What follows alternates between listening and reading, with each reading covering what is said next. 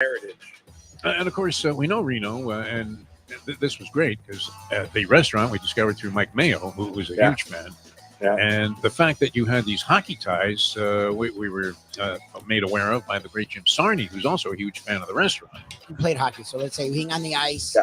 and being in a restaurant. How important was it to have not only Kachuk come in, and I think that's what it was, is not only he came in, but like he does everything. Like he doesn't give a shit. Right.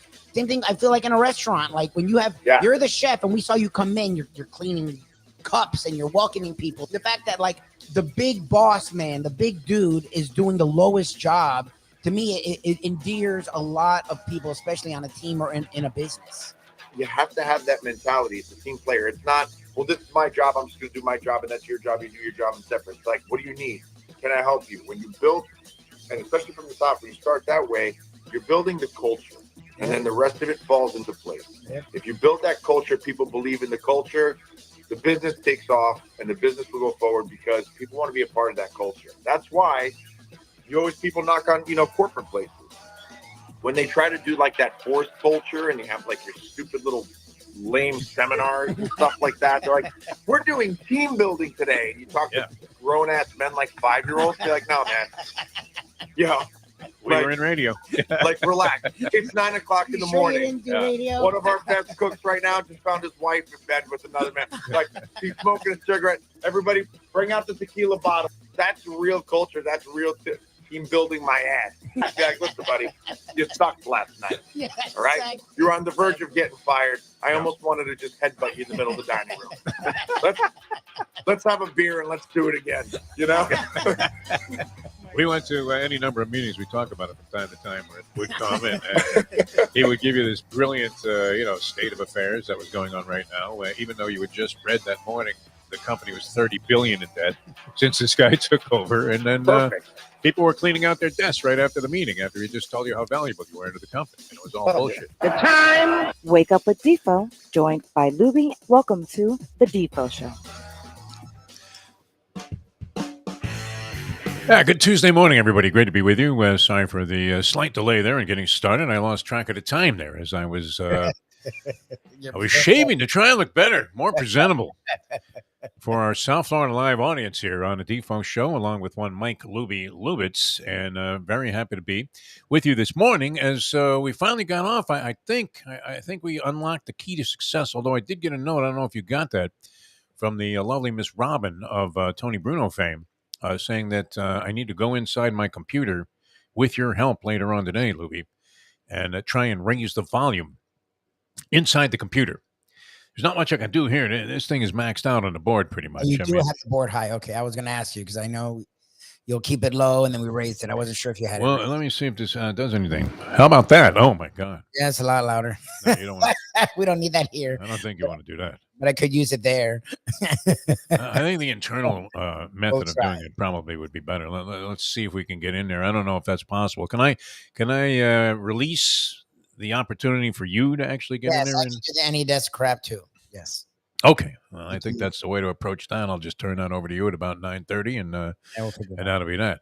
But anyway, yeah, we went wire to wire yesterday. We got congratulations from several people, including the great Jim Sarney, who, wow, I have to say, I'm a big fan of the Jim Sarney Scrolls. It's a Sports Illustrated thing. I like them. I can't Have you been reading the Scrolls? I mean, it covers a lot of it. It's so perfect for him. It's amazing. It's to touch on all of the stuff that in a mainstream, I don't know that we're mainstream. I would hardly consider us mainstream, but we do try to concentrate on the things that we think are going to be of the greatest appeal somewhat. Well, I mean, we go all over the place. That's true. But Sarney in this Sarney Scrolls, if you're a fan of, and I love this type of column. There was a guy named Alan Malamud. I don't know if Sarney even knew I was referencing. Alan Malamud, a famous columnist for the L.A. Herald Examiner. He was around a lot. He was in a lot of movies. I think he might have been in Rocky I, Alan Malamud.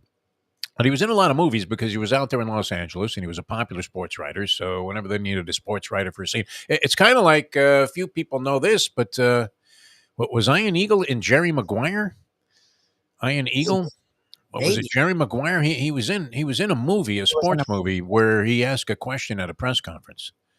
Iron Eagle. We'll have to get back and see if that's in his credits when we Wikipedia Iron Eagle. I would imagine it's a relatively obscure thing. I forget what movie it was, but I want to say that it was maybe Jerry Maguire.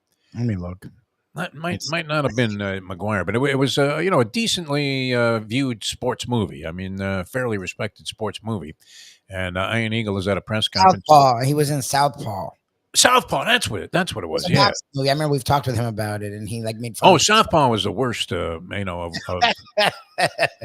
portrayals. I mean, think about this: Southpaw, and the guy was a righty. Look, I've done enough boxing to know, and you would have to try to figure this out sometimes. Oh, I think he's in the southpaw stance. Who was the guy? The main guy in there? It was a popular actor. Oh, Jake Gyllenhaal. Gyllenhaal, yeah, but he boxes right-handed the whole time. I think he does do MMA too. Actually, he's like sort of psychotic, that guy, in real life, and I think he is a right-hander. Yes. How the fuck did they come up with that title? I mean, and not have the guy box left-handed? I love that. You couldn't get past that the whole movie. You know what? I got to make a note of that, man. Like, fuck this later on. Yeah, like, how can you watch this? He's a right-hander, goddammit. It was worse than screaming, that Rudy was offsides. Imagine getting thrown out of the theater. He's offsides, for Christ's sake. What's wrong with these refs?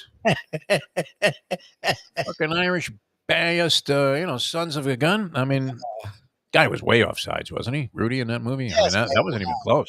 By a lot, yeah. You know what we didn't discuss yesterday that really was worthy of note, but, and there's this theory out there that the ACC referees, I don't know if this is just popular and being proliferated by fans, but they feel this, back in the day, they felt like it was us against the world, that sort of thing, that everybody was lining up to see the Hurricanes lose. They didn't like, the way they went about their business and the, bombastic fashion in which they approached everything and the in-your-face thing and Randall Hill running through the tunnel there at the Cotton Bowl. I mean, they hated everything about the Hurricanes, the fatigues, the steak fry. People just always were rooting for their demise. And, they were so good, it didn't really make any difference because they were going to beat the shit out of you anyway. But the ACC officials, I'm not sure that they're overwhelmingly biased against the Hurricanes. Watching that game against FSU. Early in the game, when Williams was in there, he throws a pass, and it appeared to me pretty clear that it was down near the goal line before the Hurricanes got their first touchdown, that the FSU defensive back, just had a firm hold of the jersey of the receiver who almost made the catch. There's an official standing right there. The official's here, the play's happening here, and no flag. And I thought, wow, that's, and then the announcer's always trying to brush out, well, you know what, they're letting them play today. No, that's a blatant pass interference call. Should be called 100% of the time. I mean, they were bad. They say officials are rough. The safety was... But the safety? Was by all accounts a safety. Why are officials so reluctant to call a safety, Lubie? Well, you see this all the time. The replay now, I don't know. The replay made it even worse because to the naked eye, it looked like a clear-cut safety. And then with the replay, it was beyond a clear-cut safety. I mean, you couldn't have more definitive proof that the guy never was outside of the end zone with the ball. I mean, he ran backwards. He was still going backwards on his own when he got tackled a yard deep in the end zone. How is that not a safety? I mean, how could they review that then and go back out on the field and officiate the rest of the game? They should have been fired on the spot, no? And they did it all game. There was like 6 times FSU. There was 2 players in the end zone about to tackle Emory Williams who got blatantly held. They didn't call that. Coleman was streaking down the field. The defender grabs him and turns his whole body in front of the ref. They don't hold that. Emory Williams on that play where he got hurt, and I feel bad for the kid. Yeah. Like Ian McElree, there was a replay that showed his knee down when he was way short on that. He was like a yard short, but he almost died, so they gave him the benefit of the doubt. The interception, FSU, again, old school, it wouldn't have been, but the new rules, if you have the ball, even if it touches the ground, as long as it doesn't move, it's a complete catch. Which is bullshit also. I mean, the ball hits the ground, it's no catch. But that's not the new rule. The new rule, which has screwed FSU plenty of times, was if you have the ball, clearly, and he did, and then rolls over, and as long as it doesn't move when it hits the ground, that's a catch. It did not. They called it incomplete. So pretty much anything they review, supposedly this year, the ACC, anytime they review something, they never overturn it. Whatever the original call is what they go with. So even though that safety call was an abomination, they were like, they didn't. There was like 8 calls in that game that they reviewed that the review clearly showed, okay, overturn, and they never overturned. Like the ACC refs both ways were a fucking atrocity, and they've been like that as long as I know them. They're just horrible. Like they're really bad at refereeing football. How are you supposed to have faith? I mean, and this is exacerbated by the fact that you have people gambling on every play. Yes, and that's the other thing. That's not just games anymore, but every play. Yes, and it's hard enough to win bets without not being able to trust that the game is even being contested on the level. But that was, I mean, there's 2 points on the board, and huge safeties usually trigger or a catalyst to big turning points in games many times, because now you're punting from the 20 and you're giving a ball up, and you've coughed up 2 points to people that were worried about covering a point spread, my friend. You got the cover, but yes, they'd get the cover, but that was really bad. That was remarkably bad. One of the, I mean, I guess, what was it when New Orleans was playing the Rams a few years ago, and there was just an absolute atrocity of a penalty that was not called. Pass interference, when you were allowed to review pass interference, and they reviewed it, and they still didn't call it pass interference. It was like the guy tackled him. It's like, go to the Super Bowl, for God's sake, Raj. Come on, Raj, $70 million, and you can't administrate the league any better than that? I mean, what are you concentrating on? How about making sure that the fans don't feel like they're getting fucking screwed by the officials, much less the players? I mean, it always bothered me. I mean, one of the things that struck me many years ago when I was covering boxing, and there was, I was following a fighter. He turned out to be a long time and still a friend of mine. We talk once in a while. And the first time I saw him, he's fighting a guy, this is my friend Albert Davidley. He's fighting a guy named Eddie Motorboat Logan, who had just scored a big upset over another fighter that was from Pomona, California, where Albert was from. And these were top contenders. I mean, you're talking about guys in the top 10. This Logan was a journeyman, but a decent fighter. And he clearly gets smoked. I mean, watching 10 rounds, if he won 1 round, I would be surprised. So 2 judges have the fight appropriately, like 100 to 90, 99, 91. 10 rounds to nothing, 9 rounds to 1. And one guy calls it a draw, 95-95. And I remember, and it was one of the first fights I was actually covering. And I go back into the locker room. I didn't really know Albert that well at the time. I was just getting to know him from covering these fights and going down to the gym and watching him train. And he had a manager, very colorful guy that probably should have been a big movie star. His name was Benny Giorgino. And Benny wasn't shy about one-liners or holding back. And I said, well, how did you feel when you heard that, this guy called it a draw? It was the first score read. He said, I felt like I got knifed right in the back. Yep. But the truth is, you can't mess with somebody's career like that. I mean, you have incompetent officials and judges and referees and things of that nature. I mean, you're especially in an individual sport, you're messing with a guy's career. He loses that fight. He drops out of the rankings. All of a sudden, he's not a title contender anymore.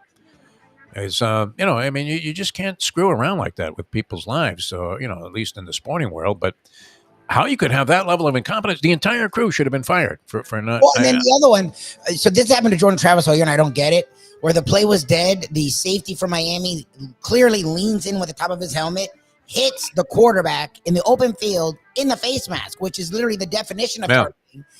Early in the first quarter, and Williams is a big part of their defense, they reviewed it. And like, no, it's not targeting.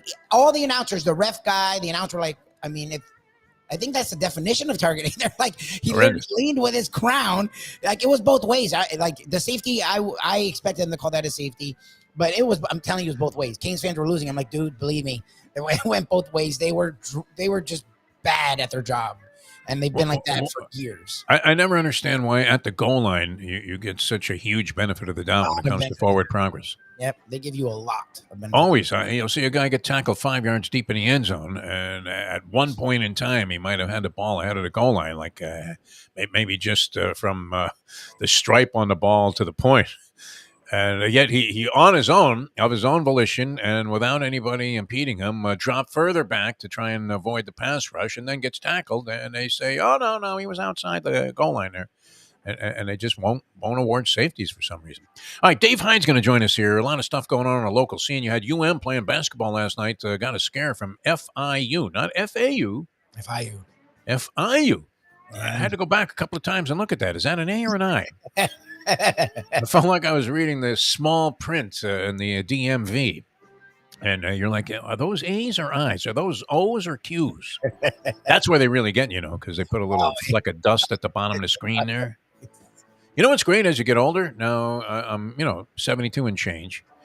But you don't ever have to go back to the DMV to renew your license. So you never take the eye test again. You could be Stevie fucking Wonder and get a license. And renewed for like 10, 20 years at a time. My mother kept getting license renewals after she had totaled her car 5 years prior because she couldn't see a lick. Helen Keller had a better chance of getting home from the hospital than my mother did driving that day. Oh, no. My God. All right, Dave Hyde coming up, and he's always great. Sun Sentinel columnist, been here forever, has a perspective on everything. I think he was covering that. I keep wanting to call this guy William Bendix, the actor. Is it Peter Bendix, the guy that took over? Peter Bendix, yeah, the Braves guy. I think he was there yesterday, and of course, all over. We have some hot teams in town, Lubie. Did you notice this? Everyone's fun. Even the Heat have found their way again. 5 in a row, 3 in a row on the road. They're playing some good basketball. And then the Panthers now are like 9-4-1 after getting off to a sluggish start and drafting right in there, second in their conference. I mean, I think Kachuk is Kachuk. Kachuk still is he playing? Matt Kachuk. I want to say yes, but I haven't seen enough Panther hockey to tell you. He is playing. Okay, so I was going to say, and they're not even playing with Kachuk, so they do have him. Okay. So I believe he was out there, and Sam Bennett came back. He's been injured, but like was out on the ice for 2 seconds, and somebody rolled over his ankle again. Of course. Reinhardt has been the big story so far. Sam Reinhardt, is it? Sam Reinhardt, right? Yeah, Sam. Yeah, everybody's named Sam on the team. It's easy. From a first name basis, it's really easy to identify the Panthers. Hey, Sam! Like 6 guys grab a stick. He has 21 points in like 14 games. What does he have? Does he have 10 goals yet? He has 11 goals and 10 assists. Wow. Looks like freaking Hoobie-Dooby-Doo. That's as good as you can get right now out of the chute there. But, yeah, 9-4-1 I think the Panthers are, and they've been on a nice long run here of playing winning hockey. All right, Dave Hyde going to join us next year as we come back in a moment on the Defo Show. Now that. The time. 8:23. Ponies in Style at Champions, the outstanding simulcasting room at beautiful Hialeah Park. Yes, the grand old lady of thoroughbred racing has never been more vibrant, and you can wager on the races from the top tracks around the country while enjoying a cocktail at the Brass Rail Bar or any of the fine food served throughout the facility. If poker is your game, you're covered in style, and you can play all your favorite Vegas-style games, including blackjack, craps, and roulette, in Hialeah Park's sizzling hot casino. Get a player's card when you walk through the door for all kinds of generous amenities, including our favorite, free play, when you come out to the ultimate casino and entertainment destination, Hialeah Park. These days, we're all looking for comfort anywhere we can find it. Thank goodness for Landlubbers Raw Bar and Grill in the Plantation, because they are making sure you are as comfortable as possible. First of all, they're not only open for delivery and pickup. All you have to do is go to landlubbersbarandgrill.com for both pickup and free delivery. You're going to have the best wings in the world. You're going to have a great burger. You're going to have their amazing soups. Again, Landlubbers, Raw Bar and Grill. It's nice and easy. Just go to landlubbersbarandgrill.com for both your pickup and free delivery. Thank goodness for Landlubbers for making you always feel right at home. Are you looking to buy your first home? Have you been turned down for a loan? Do you need to refinance or get money out of your home? Call Michael Kodsey, CEO of Choice Mortgage. He's been helping the South Florida community get mortgages for 30 years. Hi, this is Michael Kodsey, CEO of Choice Mortgage. We have the most competitive fixed rates in the market. Call me 24/7, 561-441-2730. And remember, I don't just work banking hours. To make the right choice for your home, call Choice Mortgage today. To be or not to be? That is the question. Whether 'tis nobler in the mind to suffer the slings and arrows of outrageous fortune, or to take arms against a sea of troubles, and by opposing end them, to die, to sleep, no more, and by asleep to say we end the heartache and 1,000 natural shocks. What could that have been about except Gambling. to hedge or not to hedge? The modern day odd couple, Defo and Lubie, are on now. It is, of course, the Defo Show. It was a dual-purpose clip there from our past in radio, as we had Mike Lubie Lubitz. So we were always tempted to offer up a segment, Lubie Does Shakespeare. So we were talking about one aspect of degenerate gambling, whether or not it's a good idea to hedge off a bet when you're in a position that's favorable. Do you give up a little bit of what could be a big pot of gold to ensure that you don't lose money? Sometimes, it's the wise move to make. Quitting while you're ahead is not the same as quitting. Here's a guy who never quits, man. I hope he does this to his grave, and I hope that's a date that is long and far away in the distance, as we welcome the preeminent columnist here in South Florida over many, many years. Just does a dynamite job of covering the local scene and perspective on the national scene as well. And a great American. We welcome Dave Hyde to the program from the Sun Sentinel. David, how are you, my friend? I'm doing well. Here we are, November now, and oh my God, through some football seasons, huh? Wow, unreal. Yeah. When you start looking and go, wait a minute, there's only like a couple of games left in a college season, and now that they've extended the NFL season to 17 games, and it still has some shelf life left on it, but and they started a little late this year, and it's been fascinating from many different aspects. But I wanted to start with this. Were you at the press conference yesterday with? And I keep wanting to call him William Bendix after the old actor, but Peter Bendix being introduced as the new president of operations for the Marlins. Yeah, I thought I saw you there. Yeah, I was there, and the Marlins. I remember sitting there talking to Don Mattingly when he was leaving, and he was saying that this organization just needs to figure it out because they don't have the model, and Tampa Bay has the model. So here you go. Bruce Sherman went out and got a piece of the model to bring to. They're going to try to be the Marlin Rays now and see if they can make it work this way. All right. I mean, what are we getting here? Before we get going on that, though, your general feeling. Now, I've been to many an introductory press conference, and we've been to many exiting press conferences as well. Not just here in South Florida. I was there when Tommy Lasorda was introduced as a manager of the Dodgers, and you got all caught up in this thing where he bleeds Dodger blue, and that turned out to be somewhat true. But you do get a lot of bullshit at these introductory press conferences. So, what did you take away from this one? Well, look, everything sounds good when the guy's coming in the door, doesn't it? You see his plan, his vision, his ideas. He was a general manager in Tampa Bay, and look, part of baseball anymore, you got to know what the title means. Okay, yep. The general manager isn't what old school general manager was, because there was the president of baseball operations above him. And so what was his official role? What's he bringing here? But he rose up. He's sort of the Eric Spoelstra of Tampa Bay, as several of these guys out of the Tampa Bay pipeline are. He rose up from the bottom. He was an intern. He presented a research paper from Tufts College to get an internship at Tampa Bay, a baseball analytics piece that he wrote while in college. And so for 15 years, he learned the Tampa Bay way. And that's the model for the small market teams. They draft well, they develop well, they fleece teams with trades. They are creative thinkers. They're the ones who put the shift in baseball and brought the openers, relievers, starting games. They do a lot of things. They've done things differently and creatively to make up for the margins that they don't have in money. And so, you can see the attraction and why Bruce Sherman went out and got Bendix. But the question always comes down to the guy, can he perform as the boss now, not the number two in charge, and can he make it work here where so many people haven't? That is true.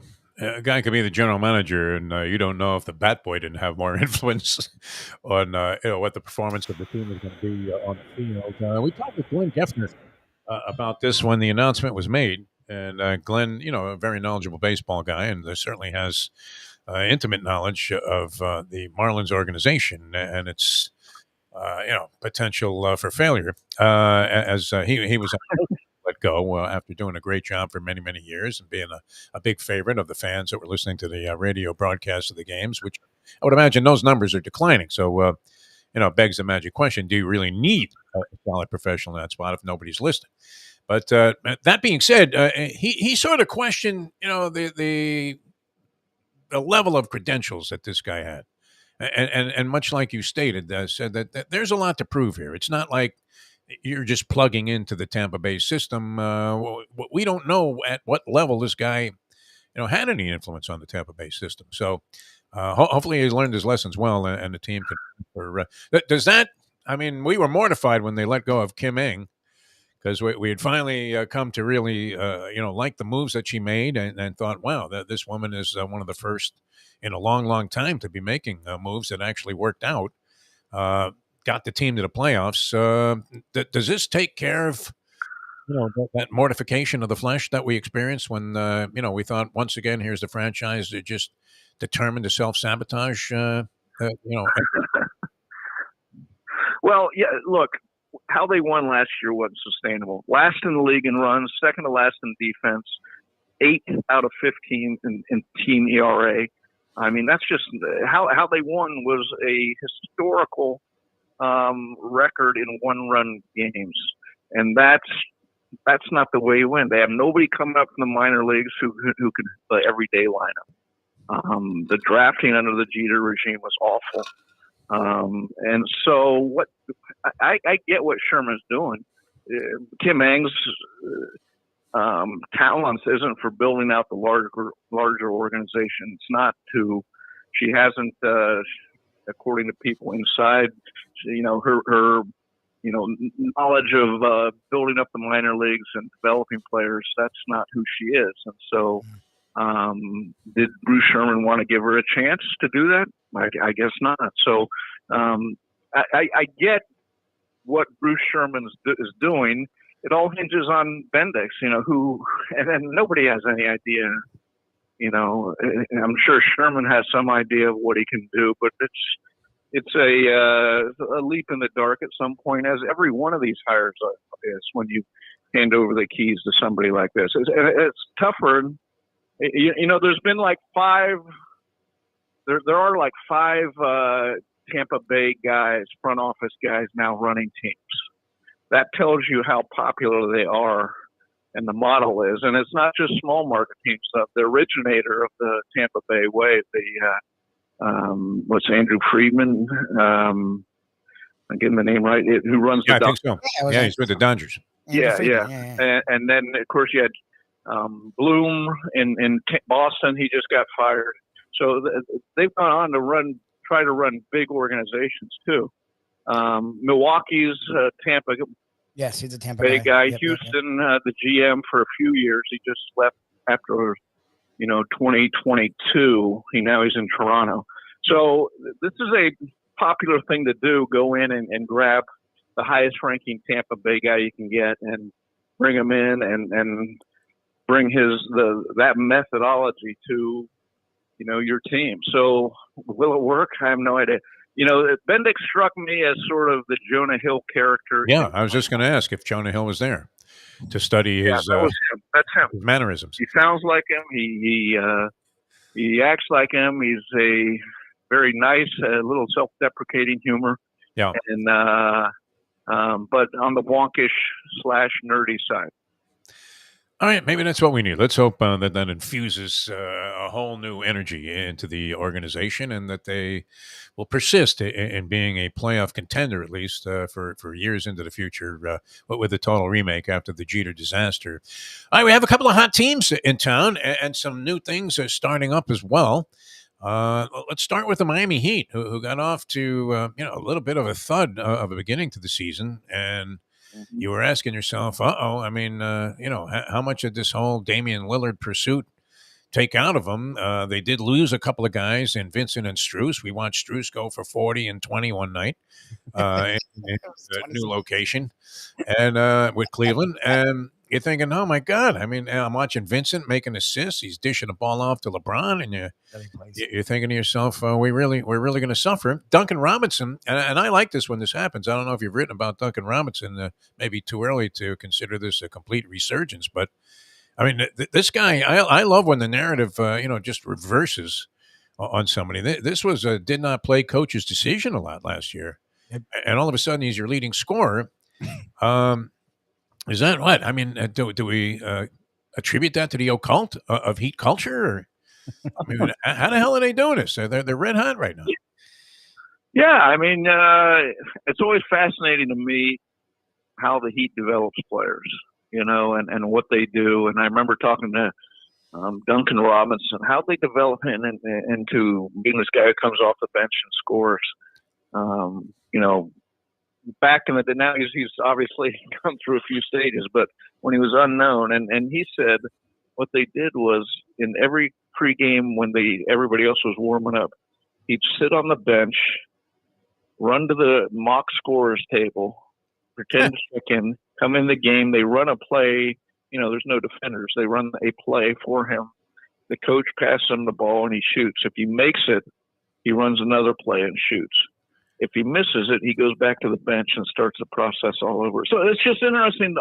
They have, great thought pattern on how to develop players, and they get the right players who want to work and all that. So, and Spoelstra, his methods are proven out over time that his teams are going to be better in April than they are in October and November.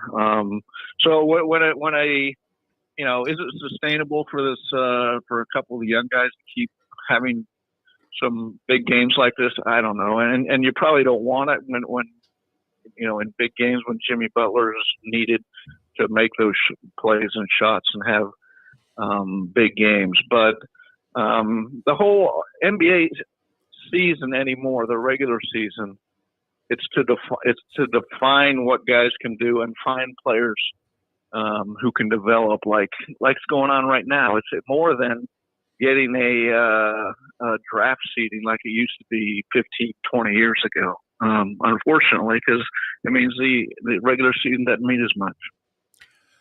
All right. And the reason we invited you on the show today, David, is we would like you to explain top to bottom the parameters of the in-season tournament. I mean, obviously intended to. Thing than this.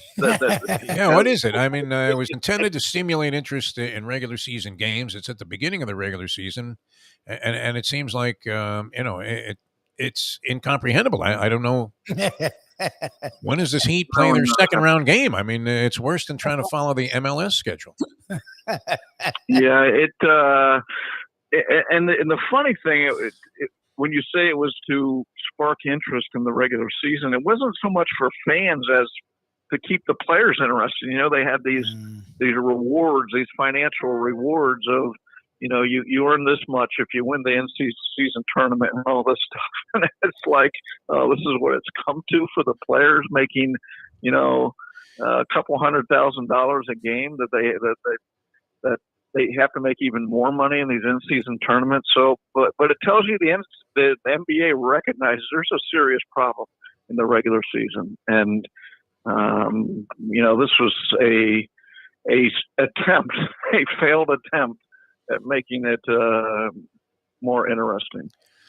It's so scattered. I mean, you would have to think that whoever brought this up and convinced Adam Silver that this was a good idea is in hiding somewhere in Buenos Aires. They're desperate, right? I mean, I don't even know how it works. I got to be honest with you. Do you? I really don't. You know what? I tried my best because like you. I mean, we do this for a living, and you're thinking, or some kind of a living, and you're thinking, I should know this. I mean, this is one of the basic things, like how many games are in the regular season, or what the infield fly rule really is all about. Should know it. It's one of the basics of the job, and I don't get it. I mean, I sort of do and I don't, but I don't understand. What I really don't understand about it, if you want to know, is are two teams going to play one extra game this year when the league is so caught up in the idea that there are too many games, but they don't want to cut any out and lose any revenue, so they have to deal with this hideous concept of load management, which is another absurdity, but. I mean, it just speaks for itself that, you have players telling you they're making $60 million a year, and they're telling you that they can only play, 89, 90% of the games, which is ridiculous. Yeah, they have a problem. They're trying to find solutions.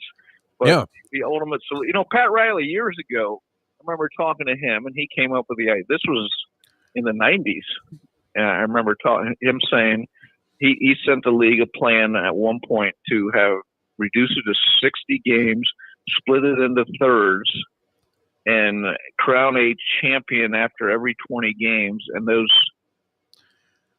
somehow that would whoever won each trimester would get a playoff seeding reward or some type of maybe a bye or something like that.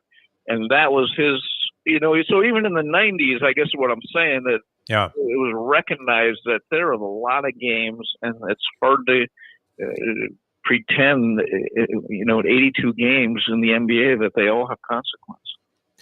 It's amazing. Yeah. All right. So the Heat, how would you rate them right now? Are they legitimate contenders? Lubie was upset with the team's beginning. We do know this, as you pointed out, Dave, that Spoelstra has a tendency to have teams get better as the season progresses. I don't know that was well illustrated during the regular season last year when it looked like the Heat might not even make the postseason, but it certainly came true in the postseason as the team was playing far and away its best basketball at any time during the year.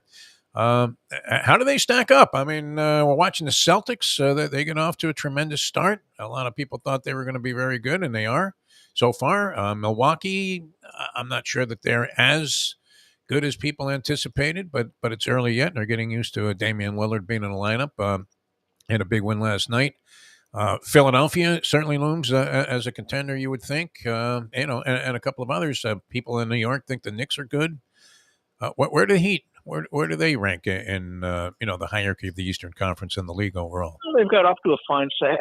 Here's the question: has anything happened in the first 10 games of the year to adjust your thinking going into the season? In other words, unless there's a major injury, I think the Milwaukee and Boston, maybe Boston first and then Milwaukee, will be the two best teams in the East. And then you come to a few other teams. The Heat, I would put probably third,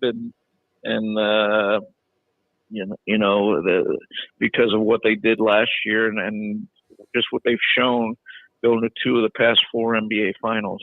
But I'm not sure anything can happen in the regular season to change that thinking. Injury. Other than if Lillard gets hurt, like Lillard, they already feel like he's starting to flirt with injury. Like Lillard getting hurt, which he's done the last 2 years, is the thing that could sort of, and the Celtics, the same kind of a thing. Those guys can get injured. That's really it. Other than that, you're right. The play on the court, like we know what it is. Yeah, and with the Heat, you're looking okay. Can Tyler Hero, can he grow out his game from just being a scorer? Okay, he's doing that some. It's not happening at the defensive side, which is, one of the Heat's, tenets was always to take two-way players. That's what they want now. When you're drafting in the, lower in the draft, you take a good player where you can get it. But investing, I guess, is what I mean. They invest in two-way players, and so can Tyler Hero become an average defender? That's something to look at. And then they have the three or four other guys who are young and rising. And Jokic looks like he's kind of an interesting talent at times when you see him. Still young, but where's he going to be in, if not April, then a year from now? But those are sort of the things I'm looking with the Heat. All right, the Cats are also on fire. Of course, what do they do with Kyle Lowry? That's the question. This guy was just talking about it. Oh God, he's about $29 million of salary cap ballast to trade to that expiring contract that some team will want the trade deadline, and because they need a point guard. Not in the fourth quarter because Jimmy Butler or Hero or Adebayo will be handing the ball. But for the rest of the game, it'd be help over an 82-game season to have a point guard. Didn't Lowry have like one good game? He's had a couple. So far. Couple. He wasn't dressed for this last game. And then he doesn't play. Yeah. I mean, you get as you get older, you know, one game, and it isn't. You can't have a good game. You just can't have them consistently, and there's no. That's just not going to work this year. All right. Caruso, man. Somebody brought this up. George Gonzalez. I love Caruso, man. I loved him when he was with the Lakers.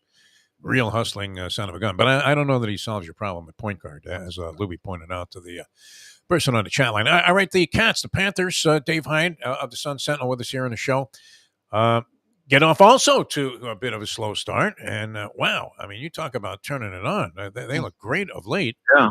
And are sitting there, you know, you have Boston out to this hellacious start at 11-1-2. And the Panthers, I'm looking in the standings, and they really have just taken, a meteoric rise from where they were just a couple of weeks ago. And now we're sitting there at like 9-4-1 and looking like the team that made it all the way to the finals last year. Yeah, well, I starting in game one, I went down there 20 players who were active. 9 of them weren't on the team last year. So it took them a little time you talk about, they won they went to the finals, so they're gonna step right back. Well, they stepped in with a lot of changes on the lineup. Some of that's because of injury. Bennett's back, but Ekblad and Montour on the defense still aren't back, and so they're going to add talent as they go along. And there's other questions like Kane has now been on the trading block from Chicago. Are they interested in that? But like Bobrovsky had a great game on Sunday, and that's things like that are really important. That he's had a nice start to the season, because the question was, okay, he ended the second half of last year in the playoffs really good. Is that now who he is? Is he back to being that player, which he hadn't been for the first couple years with the Panthers? And it looks like he is, and you can bank on that. Okay, he's going to be a big time player at the position. You have to have a big time player. I certainly don't have the same faith in him I had in the Gump when I was watching the Rangers back in the 60s. It was less scoring in the league back then. A 2-1 game was considered, an over with the odds makers. All right, college basketball. Seen a couple of games so far. There was the big debut at the Garden of Rick Pitino in St. John's. That was, a bomb. And I'm looking through the scores. I see FIU. And I was saying earlier on the show, Dave, that I thought I was at the DMV. And the final was 86-80. So a very tight game. The Hurricanes were just smoked for a period of time, a 14-minute span. I think they were outscored something to the tune of 42-13. It was. I mean, are they got this transfer that Lubie loves from Florida State? He hates that he left Florida State, but at least he landed here. How do they shape up? How do they stack up, the Hurricane basketball team, by comparison to what you saw out there last year when they went to the Final Four? Well, they still got great talent. They lost the two top scorers, but Isaiah Wong and Jordan Miller. Two good contributors. Yes, both went the second round of the NBA, so that tells you the talent. They lost some talent, and the one thing they're going to have, Isaiah Wong, and Jordan Miller, Isaiah Wong. They're not a big team, okay. No. But. Again, Larinaga sort of like Spoelstra, that his teams get better through the years. He finds how players work. He finds how to, fit roles for everybody. And I talked to him before the season, said that the main thing they're dealing with is talking to players about is staying in the moment. And probably the FIU game is an example of that, where, they got ahead of themselves looking somewhere else, or thinking about a game coming up or something, and didn't really pay attention enough to FIU. And so that's the question. Look, this is, if you're a basketball fan, you're in Mecca right now. And the best part is you can't get ticket to any game. Like FAU sold out now. Yeah. They sold out their arena. They put an extra extra row of seats, courtside seats, and sold them for $3,000 a season ticket. Wow. And a season ticket. I thought they were going to say a night. Wow, that's not the Heat. Yeah, I think they're going to request the city of Boca put a dome on the football stadium there. I can hear Schnellenberger from the grave saying, I had a vision. And they're wishing they had a 6,000 seat stadium about now instead of a 6,000 seat arena. So, but you got them, FAU, and Nova Southeastern Division II champs, in which Jim Crutchfield plays a style of basketball you've never seen in your life. We need to get there. Can you arrange with Sarni? That we all go out and watch the team play one time. So between them and the Heat, if you're a basketball junkie, this is Mecca for you, because no one has better basketball, and it's surprising to say. Yeah, this is South Florida, but no area has better basketball than us right now. Yeah. I remember Kevin Presto hoisting him in the night center for Bill Foster and thinking, this ain't going to work. What is this shit? I remember Tito Horford, and then I interviewed Tito Horford when Al Horford was playing against the Heat in the playoff series. So that's where we are right now. Yeah, I mean, and we were optimistic that it was going to work, and then it looked like a total bust. And got resurrected a little bit towards the end of the Leonard Hamilton run, unfortunately, an old credo applies. Never let the outgoing coach pick the incoming coach. Yeah. And he foisted Perry Clark on us, and things didn't get straightened out again until Jim Larinaga came in. Dave, you're very generous with your time, and of course, on top of everything, which is great. That's why we love having you on the show here, is try to get a little synopsis of the local scene. What are you working on? Anything special coming up in the Sun Sentinel? Any books? Any movie rights being negotiated? Kat, I'd like to turn the Jimmy Johnson book into a movie, right? So anybody who knows who plays Jimmy in the Jimmy Johnson story, can we think of anybody? Jimmy? Who would play Jimmy other than Jimmy? Who would give me? Come on, Lubie, you're a movie guy. Who you got? I have no idea. Giamatti? I mean, maybe. I don't know. He can play anybody. This guy, he's great. I don't know. He represents Jimmy. Big attitude. Who's got a big attitude? You'd have to. Pesci. There you go, Joe Pesci. No, he's too much of a mafia guy. And you can see why I had no future in the casting business. Yeah, that's you guys are all. You can't play. Although Val Kilmer will play Josh McCown, just on the lookalike aspect. Val Kilmer, Josh McCown. If you've seen McCown, man, I mean that is one handsome gentleman. Dave, as are you. Thank you so much. Whole pleasure. Question. Who plays Jimmy? All right, Defo. I think you ought to put that in the Sun Sentinel, at least in some kind of notes. And see what the response is. I don't know. I can't think of that. Dave Hyde, ladies and gentlemen. I love that you did a whole South Florida sports scene and didn't talk football. That shows, I guess, how far we've come, because you didn't really miss anything. That's the funny thing. Well, I mean, there was a lot of interesting things going on. Mondays with this new hour, I mean, you're pretty much talking football the entire time, and I think justifiably so. Sorry, Jim. That women's junior varsity crew matchup between Lemoyne. By the way, I mean, are there enough cupcakes? You talk about the patsies that are out there for men's teams. And this it used to strike me about women's boxing. Everybody was always trying to tell me, women's boxing is really going to be big. I don't know if it really got big. They've had some people that achieved some level of acclaim. But the problem was, and this was when I was calling a lot of fights, and they would always foist upon the promoter and on the television broadcast a woman's fight, trying to promote this. But the problem was there just wasn't enough depth to support this. You might have had a few girls, like the coal miner's daughter, Christy Martin. I mean, she could box a little bit.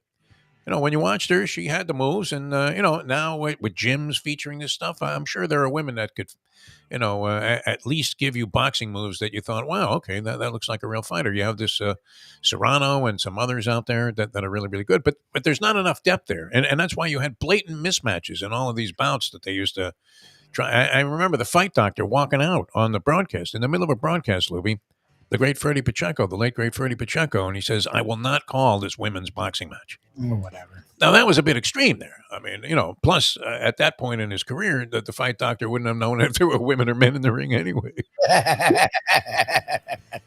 Now, he's a great guy. And imagine what an honor it was for me being this big boxing fan my whole life. And you're sitting next to, let me bring on Freddie Pacheco, my partner here in the broadcast. It couldn't be any better. It's amazing. It would be like me introducing Al DeRogatis if I was doing play-by-play on a football game. But, women's college basketball, I mean, Lemoyne, is that the same Lemoyne that we used to play when I was a freshman at Syracuse? I think so.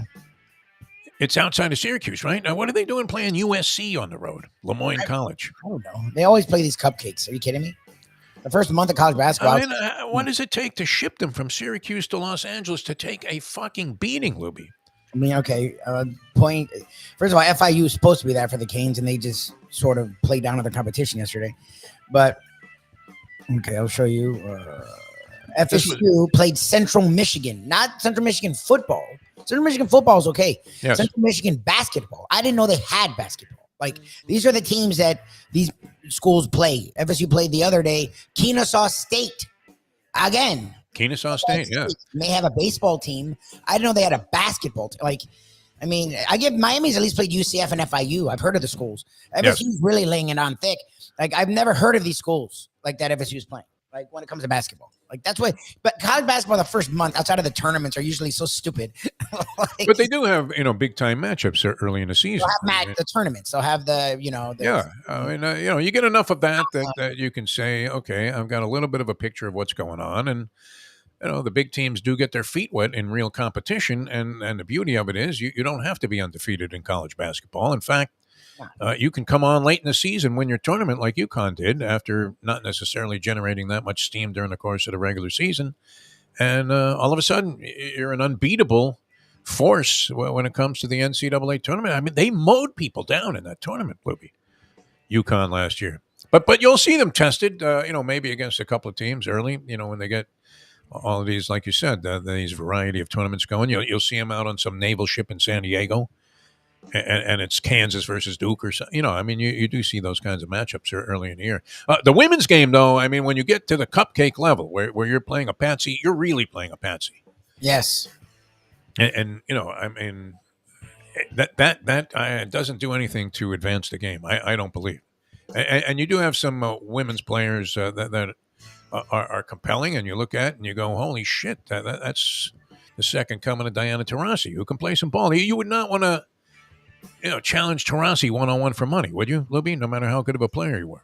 I mean, if you were like a pro, I don't think I even some college kids, I think, would allow. I mean, the athleticism sort of gives guys. If we went out to the park right now, how badly would you be bludgeoned by Diana Taurasi if she was playing you one-on-one? And me, forget about it. I think it would be stupid. I'm short. I don't think. Remember when it was a disgrace to be beaten by a girl? Well, not anymore. In any kind of sport, yeah. That's not the case now. All right, we have to run. It's been a lot of fun being with you. Thanks so much. Thanks to Dave Hyde for joining us here on the show. The Tony Bruno thing worked out yesterday, and we're anticipating more good things today. So that's 10 to 12, and that's our new radio venture on the Tony Bruno Sports Network. So I'm listening last night to see what it sounded like. I've been tuning in here and there just to check it out. And I enjoy listening to Tony very much. So, because, you're thinking, okay, let's see what kind of style this guy is representing on the network himself. And, it'll guide us in what direction. I mean, does he want to go more hardcore, Lubie? I don't think so. No, he's doing his show. That's the one thing. I meant to check it out yesterday from the euphoria of our show, but I ended up being too busy and I forgot to do it during it. But whenever I've caught him, it's the show that he doesn't have all the voices. It's the zany, irreverent Tony Bruno. He doesn't have all the voices. Like, that's what I used to love. He had like 3 or 4 people popping on. He doesn't have that just yet. And Miss Robin seems to be very busy. Still trying to figure things out. But the idea is him doing his fun. I'm calling the tech guy right now, Tony. Just keep talking. Yeah. He tries to go to her, but she's what? Well, it's kind of like it's kind of like when I went to you yesterday when we had our first initial caller on the show. Right. That's also a text line. I don't know. Should we engage in texts? I always found that to be a bit fugazi when you were doing the talk show. I can do that. Now, I got a text here, and it's Joe, and he wants to know, do you think the Dolphins will move up in the 5th round of the draft next year? And who do you think they might take in that spot? And the guy had some kind of thing. You didn't know if that was just, the guy making up the text, right? It was a little ridiculous. You want to hear the person's voice, and you would like to hear them engage in some kind of conversation. But we were able to get that on, and the texting could be an element of the program, although now that I'm thinking about it out loud, Lubie, I'm less inclined to read text. You can call or text or do whatever. I mean, but people don't call anymore, anybody. I mean, people don't call their own mothers on their deathbed. We got a prank call who called twice, who spoke broken English and asked about IVs. Yes. Which was fun. And then we had our guy, Boca Mike, who didn't really want to talk, just wanted to break the cherry, which was cool and appreciated. That happened to be a personal friend of mine. Oh, okay, there you go. Yeah. Oh, here's my well, it was nice of him to be tuned in, for sure. All right, Lubie's cat has moved on to the set here, so it's time to move on, which is good. Jim Sarney wanted to know what guests we had on the show. We're going to have Grant Long talking basketball. Yes. And then our good friend Antoine Staley. Of the New York Daily News. Now is with the New York Daily News, and he's going to join us. He covers the Jets on a regular basis. He was just out in Las Vegas for that game. He was. And there's always turmoil with the teams in New York. They're defending Brian Daboll today, saying he deserves a chance to try and fix this thing. Now, and the assertion was made that how could he be the coach of the year 1 year and be like a bozo that needs to be fired the very next year? Not. He was so good at what it should be looked at is he was so good as a coach. He got them 9 wins when they really should have got them. That's what he made Daniel Jones $160 million. Yeah, exactly. No one's going to do that. They're going to go, oh, he's lost it, or no, he's good. Their roster sucks. Although he came from the Bills, right? Yeah, they're not as good now. Sean McDermott. I mean, you're talking if it's true, that penalties and mistakes is on the head coach. Where I mean, look, this new thing now where a guy throws a ball that they should invoke the infield fly rule. That pass that Russell Wilson threw down the field there, where the pass interference occurred. Yeah. And and the receivers 10 yards past the defensive back. Under, and then you get a call as a load of garbage. Like there's nothing a defensive back can fucking do on that play. He's playing good defense. The quarterback threw a shitty pass. Like why is that? Well, I mean, but then there's the whole face guarding thing, which is kind of a term that's now obsolete. They never. You'll never hear anybody say, "Well, it was face guarding," where you just have your hands up and your back to the line of scrimmage. So I would say this: that if the guy at least turned his head around, which is what was always the rule, you would go ahead and not call the pass interference. But if he just runs straight into the guy because he's trying to catch up, I don't know that you have any choice but to allow the receiver a chance to catch it. Like it's not an easy play for a defensive back. Like he's playing the right ball if it was thrown appropriately. Quarterback throws it 5 yards short. How is he supposed to expect for that? Like he can't run backwards. Like it's the most frequent call. A lot. And you rarely see bombs completed. You just see that call for like 40 yards. Yep. So I mean, it's one thing too. The receiver was not wide open, but if the pass is that poor, it's hard to blame the defensive back. I would side with that point in the argument, but I just don't know what else you could do if he mows the guy over as he's about to catch the ball by the rules and never turns around and tries to play the ball. Actually, he was just strictly trying to run into the man. All right, enough of that. Well, what am I, Gene Steratore here on the show? We need to go. What the fuck happened here? You always do that, like at the end. I'm like into rules explanations. I don't know what you're doing. No more drugs for that man. There you go. I'll see you tomorrow. Thanks for tuning in. Our thanks to Dave Hyde. And catch us 10 o'clock today. The Tony Bruno Sports Network. Download the app. It's very easy. Comes in loud and clear. And our show made it bell to bell yesterday without any kind of technical interference. So now that I've said that, it's doomed today. We'll see you next time. We'll be fine. As we leave you know that. The time. 9:04. Let's go to eat a damn snack. Look what they done to my soul.